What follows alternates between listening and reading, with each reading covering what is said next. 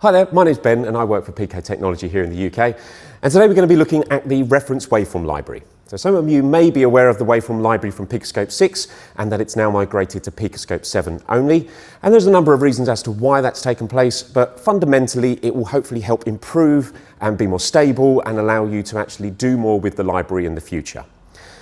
For those of you that aren't aware of what the library is, well, underneath it all, it is basically a place that allows you to store and upload your waveforms into a cloud-based storage facility.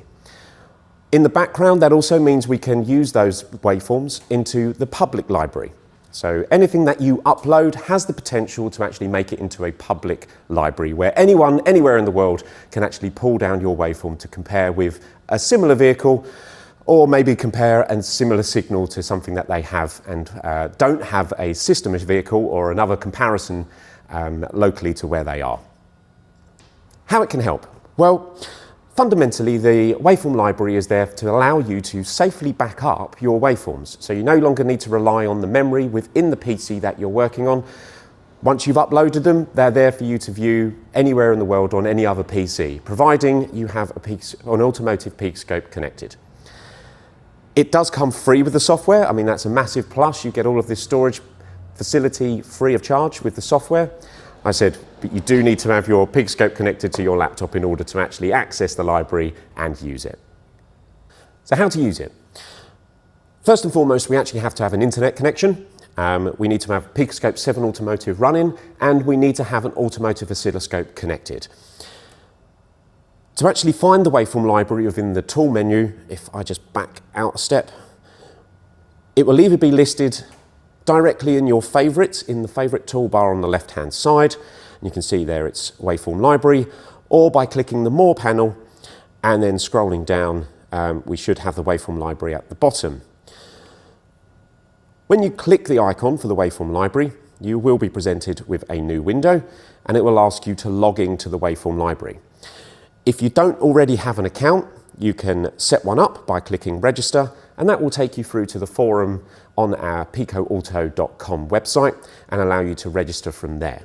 You will receive an email which will require activation. Once you're all activated and ready to go, it will give you access to the library. So if I sign myself in using the username and password you've used to sign up to the waveform library and the automotive forum, once we hit login, we should be good to go. Let's maximize that screen. And as you can see, we've got an automotive scope connected. It's come up with the type of scope it is, along with the serial number. If I was to drop the connection from that, it will actually ask you to connect the device and actually lock you out of the waveform library. So as we said before, you need an automotive oscilloscope. As we did before in the previous generation reference waveform library, you need that automotive scope connected in order to access the library. So straight away, the layout looks similar. The search panel on the left-hand side is obviously where we search and put all of our search fields in. And the drop-downs exist for all the makes and models. And what we've actually done is cleaned up some of this data as well. So you're only seeing vehicles that are actually in the public library. Listed beside here in brackets is the number of waveforms that are associated with that particular make. And obviously if we was to filter down, we'd be then able to search by model as well.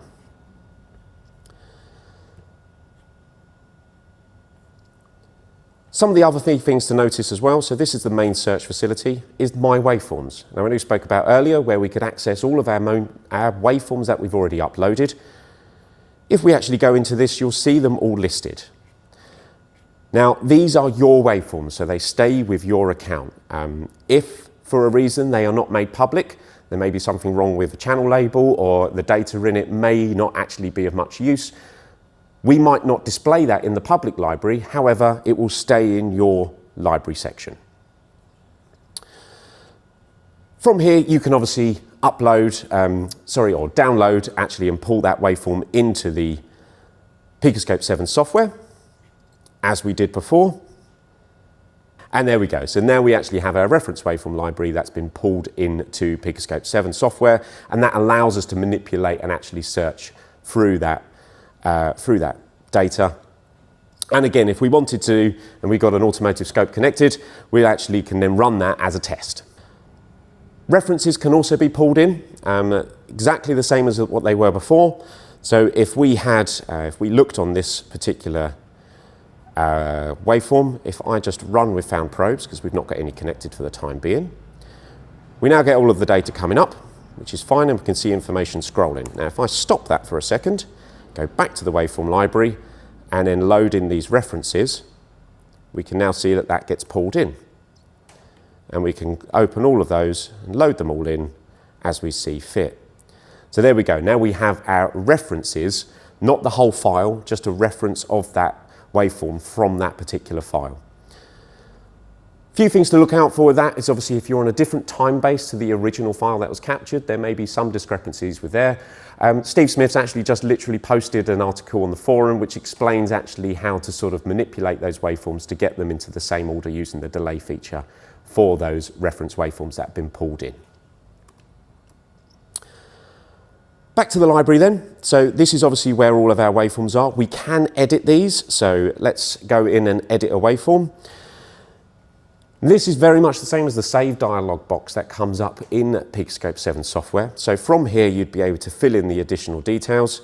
For instance, if I wanted to add in pump control, so for this particular waveform, the AdBlue pump control signal, if I wanted to maybe add in the wire color, so red wire, pin 6, you can add all of those details in after you've uploaded the file to the reference waveform library.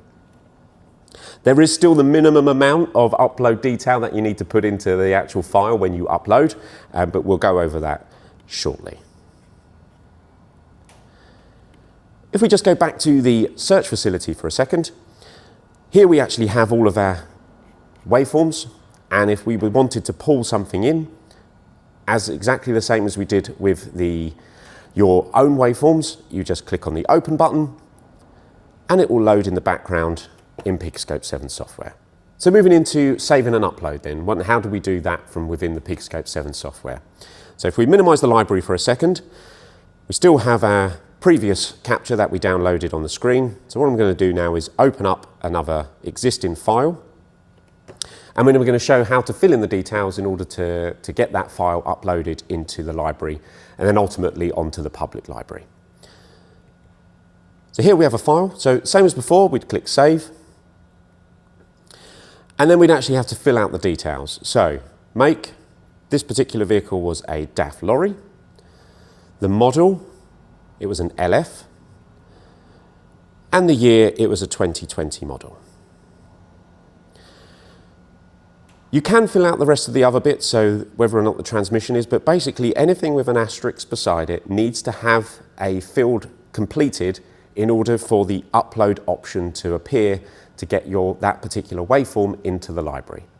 So we need to do primary fill, which is diesel, and the cylinder capacity, which for this vehicle was, can't remember, 6.7. Let's go with that. Automatically, the cubic inches is then populated at the same time. The channel labels have been filled out, and at this point you can make any amendments, but you should now see that the Save and Upload button has now become available to select. So we can click Save and Upload. We then get there are no currently waveforms being, the waveform library will appear. Let's just go back to here so you can see what's going on in the background. We now have this file being transmitted and uploaded into your waveform library. What you'll notice is that this is going on in the background. So actually you can go back to PicoScope 7 now and actually carry on using it whilst the upload is taking place. That is something very new and very different from what PicoScope 6 used to do, where it would wait until you'd had finished uploading it. If there's any problems at this point, it will get flagged up with that it's a failed upload.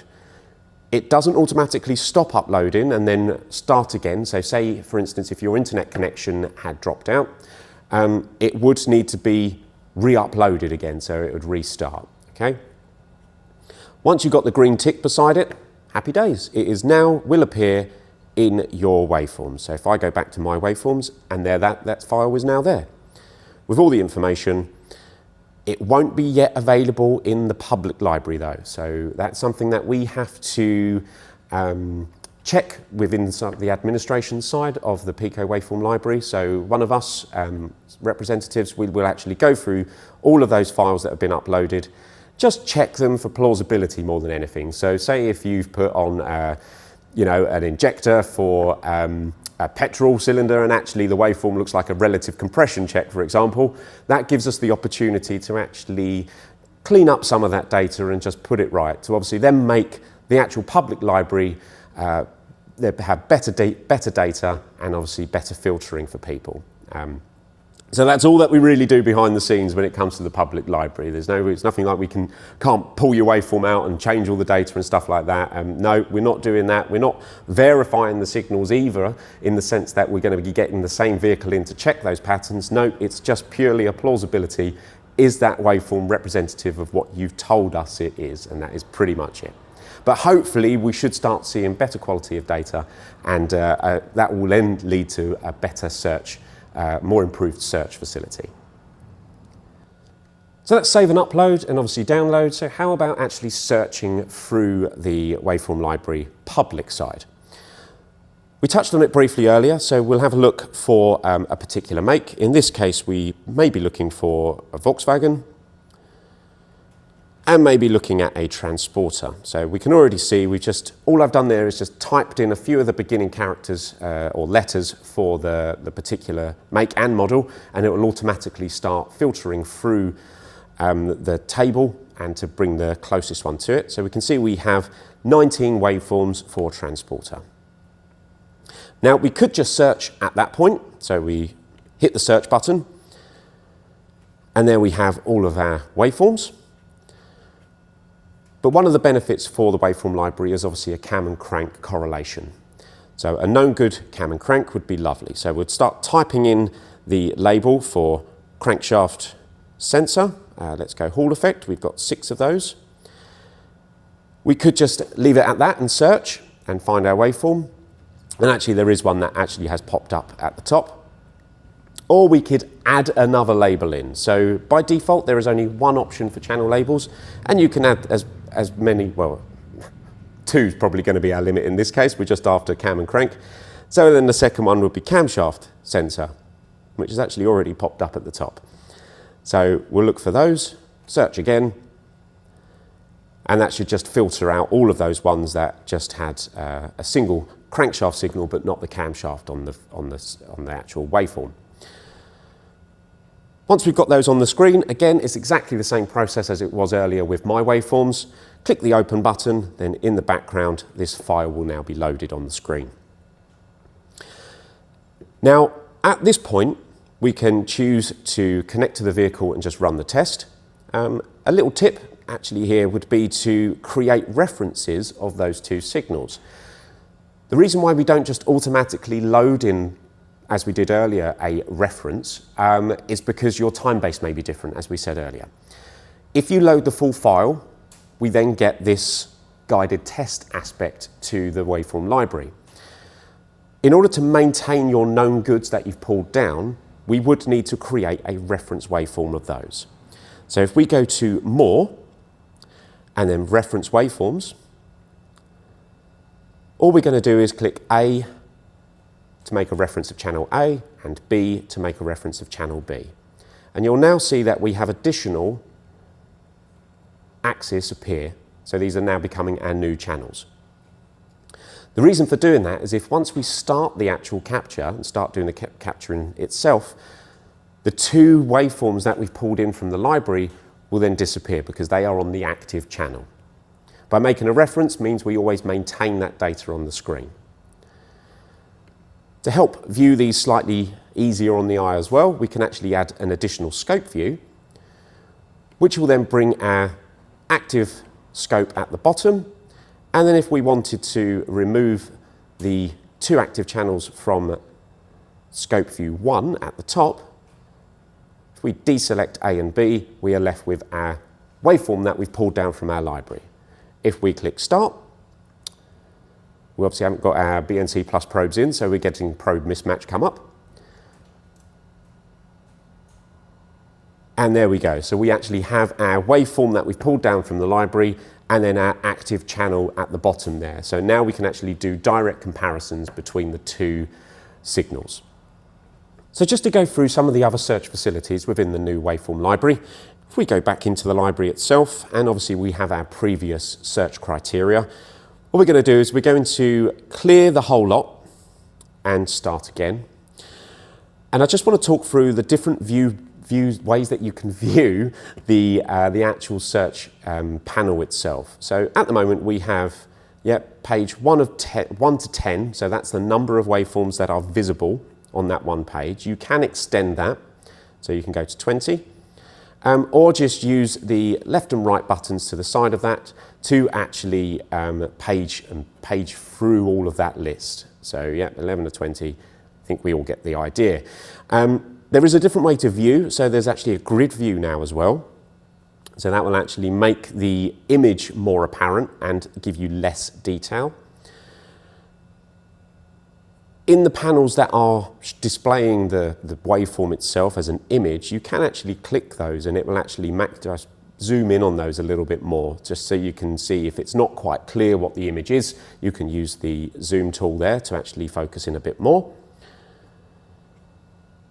And obviously there's some other additional ways that we can sort the data in the My Waveform Library section. So if we just quickly look in there as well. So again, we have the same aspect, so we have the grid view as well. You have the left to right button to actually sort through your results. And we can obviously sort this data as well now by date order. So it will either give you the most recent or the very first waveform that you've uploaded. Typically, I wouldn't worry about changing that. I'll just keep it to your most recent waveforms, whilst also obviously giving the public Pico community access to this data. I mean, it's all good stuff, and it's all down to you guys out there uploading and giving the waveforms for everybody to use and share. Thanks very much for watching. I hope this helps, and we'll see you on the next adventure.